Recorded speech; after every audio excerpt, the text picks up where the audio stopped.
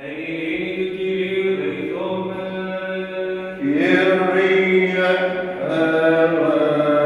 eleison.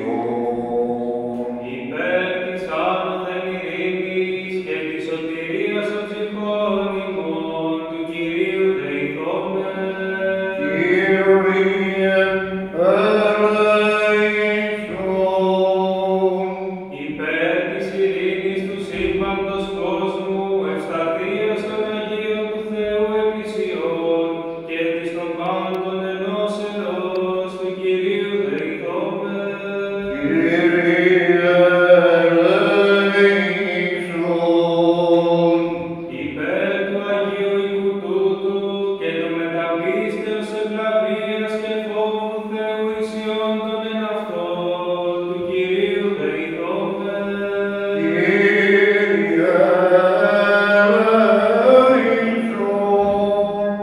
Υπέρ των ευσεβών και ορθοδόξων χριστιανών του Κυρίου δεηθόμεν. Kyrie eleison. Υπέρ του Αρχιεπισκόπου ημού Θεοκτίστου, του Τιμίου Πρεσβυτερίου της εν Χριστώ Διακονίας, παντός του κλήρου και του λαού του Κυρίου δεηθόμεν. Kyrie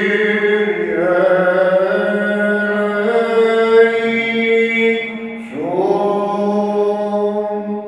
Υπέρ της κόμης ταύτης, πάσης πόλεως και χώρας και των πιστικούντων εν αυτές του Κυρίου δεηθόμεν. Kyrie eleison. Υπέρ ευγρασίας αέρων, εφορίας των καρπών της γης και καιρών ειρηνικών του Κυρίου δεηθόμεν. Kyrie eleison. Υπέρ πλεών των οδηπορούτων, νοσούτων, καμνώτων, αιχμαλώτων και της σωτηρίας αυτών του Κυρίου δεηθόμεν. Kyrie eleison. Υπέρ του ρηστήνε ημάς από πάσης θλίψεως, οργής, κινδύνου και ανάγκης του Κυρίου δεηθόμεν. Kyrie eleison. Αντιλαβούς όσων ελέησον και διαφύλαξον εμάς ο Θεός της η χάρητη. Kyrie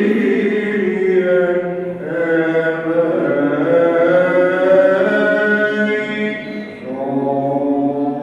Της Παναγίας